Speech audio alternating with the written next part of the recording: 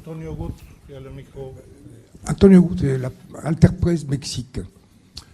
Je m'excuse, je n'ai pas eu l'occasion de lire votre livre, mais je me pose la question si vous avez une opinion par rapport aux visites du président iranien dans les pays de l'Amérique latine, notamment au Venezuela, et les accords qu'il a signés avec le président Chavez, d'autres pays comme l'Équateur ou voire le Nicaragua. Merci. Le rêve de ce régime, c'est d'avoir un monde qui vivra sous l'égide d'une califate des temps modernes chiites dont ils seraient les gouvernants. Ça, c'est l'ambition et le mission statement de ce régime dès le premier jour. N'oublions pas ça. Khomeini a utilisé l'Iran comme une base de lancement. Pour l'Iran, pour lui, ne signifie rien. D'ailleurs, un journaliste lui a posé la question, le jour où il est arrivé à Téhéran, quels sont vos sentiments après 15 ans d'exil de retourner dans votre pays? La réponse était rien. Franchement, c'était sa réponse, rien. Il s'en fout complètement. Il s'en fout complètement de l'Iran et des Iraniens. Sinon, comment expliquer, quand on sait, par exemple, qu'un ouvrier iranien qui touche un salaire de peut-être à peine $200 par mois, qui n'a pas été payé depuis au moins 6 mois, qui souffre dans la misère, où il n'a pas de moyens de payer l'éducation de ses enfants, de les habiller, de les envoyer à l'école, et qui entend tout à coup que ce régime dépense $10 000 par famille du Hezbollah au Liban pour faire la guerre aux Israéliens, il se dit, mais où sont vos priorités?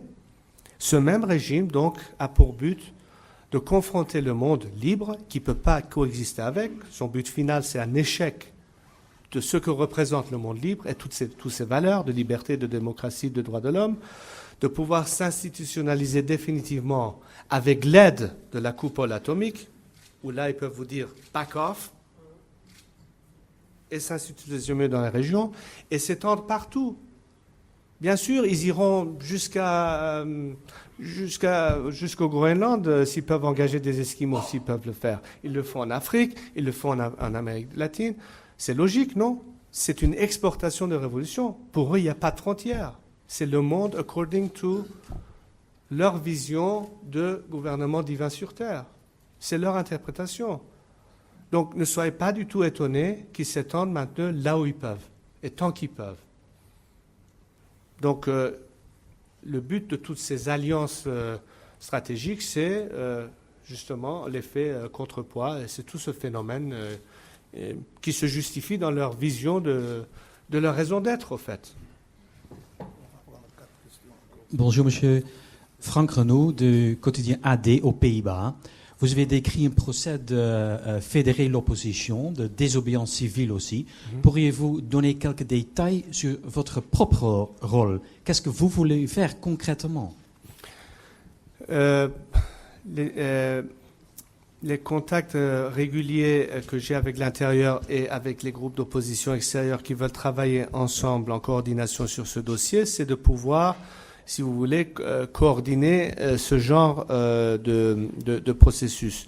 Comment, par exemple, utiliser les occasions qui se présentent en Iran pour avoir des grèves d'ouvriers, pour avoir des manifestations, pour avoir des arrêts de travail, pour avoir des manifestations, pour faire ce qui est nécessaire dans un contexte de campagne de désobéissance civile, utiliser des moments particuliers pour envoyer des messages particulier à la communauté internationale. Par exemple, quelle serait l'attitude à prendre vis-à-vis les élections présidentielles, soi-disant élections prochaines en Iran. Ce genre de choses, ça se discute, ça s'organise, il y a un élément de coordination. Donc, en fait, ce sont des éléments concrets sur lesquels nous travaillons pour voir comment nous pouvons mettre en place les différentes tactiques ou techniques de travail de manière à pouvoir encourager les gens à l'intérieur à pouvoir participer sans que ça leur coûte beaucoup, que ce soit trop difficile pour le faire, vu les circonstances réelles sur place en Iran. De leur part, ceux qui sont à l'extérieur du pays, dans la diaspora, qu'est-ce qu'eux peuvent faire, comment est-ce qu'ils puissent être plus actifs, par exemple, dans les contacts qu'on devrait établir avec les gouvernements, avec les partis politiques, avec les organisations internationales, que ce soit celles de défense des droits de l'homme, que ce soit le Parlement européen, que ce soit les médias, que ce soit les niveaux universitaires, pour les mettre plus en contact et en lien avec l'intérieur du pays, Donc, au fait, d'une manière globale, je pense que c'est ce genre de travail concret qu'on essaie de faire, que j'essaie de faire aussi avec eux et avec des discussions que l'on a et qu'on essaie d'établir avec les différents représentants de gouvernements ou d'autres institutions dans la communauté internationale et surtout en Europe actuellement. Bachir Bek, journal Khalij. Comment juger aujourd'hui les effets de sanctions économiques contre l'Iran? Les sanctions économiques ont certainement eu un impact réel sur le système. En plus, il ne faut pas oublier que le régime, dans son calcul, avait cru récemment à ce qu'ils pourront continuer à vendre le baril de pétrole à environ 110 ou 120 $. Ils ne s'attendaient pas à ce qu'il y ait une telle chute sur le prix, donc ils sont pris au dépourvu au niveau accès à leur cash flow, sans parler de la crise actuelle mondiale économique. Donc au fait, une combinaison de ces trois facteurs ont compliqué la vie très certainement pour le système. Et donc je pense que le maintien de sanctions et peut-être même l'augmentation de sanctions est certainement l'un des facteurs, je ne dis pas le seul facteur, mais l'un des facteurs qui augmentera la pression sur le système. Madame. Bonjour, monsieur. Je crois que vous avez déjà répondu une partie. Moi, je m'appelle Cristina Palmera, je suis journaliste brésilienne indépendant. Je voudrais savoir, vous êtes apparemment plutôt intéressé à avoir votre base en Europe. Et est-ce que vous avez déjà des contacts au niveau soit de l'Union européenne, soit peut-être du gouvernement français ou allemand ou d'autres pour commencer cette campagne, disons, pour la liberté de l'Iran? Merci. Bien sûr, les contacts se multiplient. Je pense que le timing est certainement aujourd'hui reconnu des deux côtés. Les choses doivent évoluer de manière beaucoup plus rapide. Je pense que l'engrenage qui ne cesse de se reconfirmer d'après les prises de position qu'on vient de voir, je vois vraiment pas un dénouement miracle qui pourrait se produire. C'est un peu le same old, et après tout, après 30 ans d'expérience avec le régime, on ne devrait pas être étonné.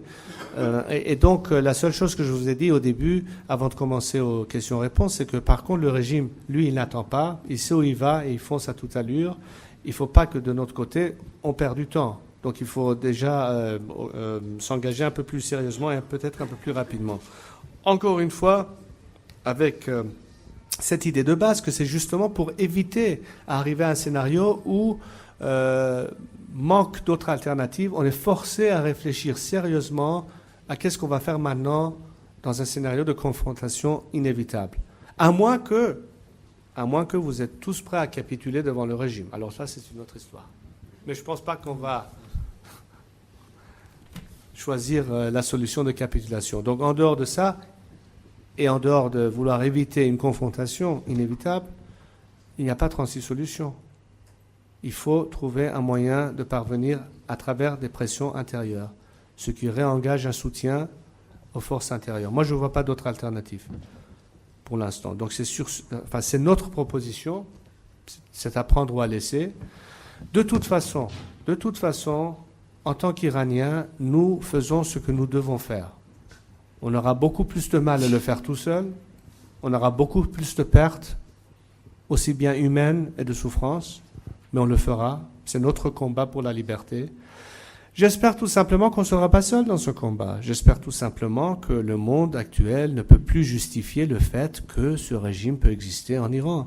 N'oublions pas une chose, après tout, je suis peut-être toujours assez jeune, mais quand même assez vieux pour me rappeler de l'époque de la guerre froide. Tout un monde libre a combattu le système soviétique jusqu'à son écroulement. Après tout, le monde a même fait une guerre contre Hitler et le système nazi.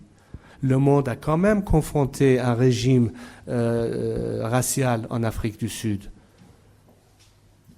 Et quand on pense à un régime qui est à la fois totalitaire, fasciste et raciste, et qu'on ne le confronte pas, ça me pose une grande question. Qu'est-ce qu'il y a de différent dans tout ça ? Beaucoup d'Iraniens se posent cette même question. Mais qu'est-ce que vous attendez ?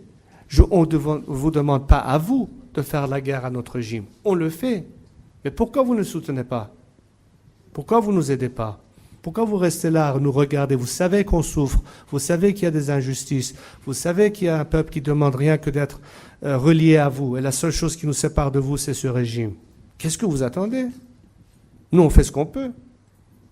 On réclame rien de plus qu'un petit soutien, qu'un petit effort supplémentaire, dans votre propre intérêt. Notre lutte, ce n'est pas seulement pour vous, pour nous, c'est dans votre intérêt stratégique, économique, de sécurité, de paix. Regardez le coût indirect que ce régime cause à la communauté mondiale. Ce n'est pas juste le nucléaire, ce n'est pas juste le terrorisme, c'est le fait qu'aujourd'hui, si moi je dois prendre l'avion, il faut me renifler dans tous les quatre coins de mon corps et de mes poches. Juste au cas où l'un de nous serait peut-être un terroriste qui embarquerait un avion, pour ne pas aller se taper contre un bâtiment à New York ou ailleurs. Est-ce que c'est le monde dans lequel nous voulons vivre? Est-ce que les démocraties occidentales doivent commencer à devenir des États policiers, à surveiller tout le monde pour trouver un ou deux terroristes entre nous? Quand même. Dans quelle direction allons-nous? Daniel Raymond, et puis la dernière question, c'est madame. Allez-y, Daniel. Oui, bonjour, Daniel Raymond, je travaille pour l'Argentine et conseiller de la presse étrangère. Comment vous imaginez les relations de l'Iran avec Israël, justement à la veille des élections où on dit que la droite a une forte chance de gagner à cause des problèmes de sécurité? Et par exemple, en Argentine et dans le monde entier, il y a une forte communauté juive qui est extrêmement inquiète des rapports de l'Iran avec ce que vous disiez, du terrorisme. Donc comment vous voyez, par exemple, le rapport avec Israël? Justement, quand vous pensez à tous ces éléments, le processus de paix, la stabilité régionale, le problème du terrorisme, le problème du radicalisme, d'un islam politique radical qui se propage maintenant sur beaucoup de territoires, y compris en Europe même. Comme je le disais ailleurs, et je pense que j'en ai fait référence dans mon livre, vous savez, à l'époque, quand il y avait tous ces conflits de la région, qu'est-ce qu'on disait souvent en Europe? Je leur disais, un de ces jours, ça va venir dans votre propre backyard. On rigolait un peu en disant, oh, c'est pas sérieux. Bon, il y a des musulmans qui s'entretuent dans la région. OK. En plus, ça nous donne l'opportunité de le vendre peut-être plus d'armes. Ça nous fait en plus un revenu. On ne s'inquiète pas. Mais aujourd'hui, l'appel au djihad, ça ne provient plus seulement des mosquées de Damas ou de Beyrouth. Ça provient de la banlieue parisienne, ou de Madrid, ou de Londres. Malheureusement, l'histoire m'a donné raison. Est-ce que ça peut continuer comme ça? Quel est l'élément clé? Quel est l'élément coupable? À l'époque du 11 septembre, qui a provoqué cette guerre contre le terrorisme, comme le disait M. Bush. Bon, d'accord, guerre contre le terrorisme, mais elle est tout de suite devenue une guerre contre les terroristes. La même façon où avant je disais il y a un problème de terrorisme, le problème c'est que vous envoyez vos camions de pompiers à chaque fois qu'il y a un incendie dans les quatre coins du monde, mais personne ne cherche à trouver celui qui allume la boîte d'allumettes et met le feu. Où est le marécage qui produit tous ces moustiques que vous appelez terroristes et vous les chassez un par un avec votre bombe machin? Allez assécher le marécage. Où est ce marécage? D'où provient la source principale de tous les problèmes? Ça provient bien du régime qui existe aujourd'hui, malheureusement, dans mon pays, qui ne fait pas seulement du tort à nous en tant qu'Iraniens, mais dans toute cette région et au-delà. La base du problème, c'est là. Et le fond du problème serait réglé de là. L'inversement de tout ce problème proviendra à travers, je pense, un changement fondamental en Iran. Là, on aura droit à un élément de stabilité qui facilitera, je le crois sincèrement, un processus de paix équitable entre Israël et la Palestine. Ça, j'en suis sûr. En tout cas, il n'y aura pas des éléments qui vont décourager, mais des éléments qui ne peuvent qu'encourager. Et sur les autres dossiers aussi. Je pense que c'est évident, ça devrait être évident pour tout le monde. Maintenant, comment le faire? Ça, c'est une autre question, d'accord, je veux bien. Mais du moment où déjà vous commencez, une fois après 30 ans, il est temps qu'on s'y mette. Comment on peut faire ça? Déjà, je suis content. Au moins, vous n'aurez pas dit « Ah non, on reste dans le status quo, on tourne en rond ». Ça me rappelle un peu cette scène dans le film de Midnight Express. Ces fous qui tournaient comme ça en rond autour d'eux sans trouver aucune formule, aucune réponse. Il y a une réponse aujourd'hui.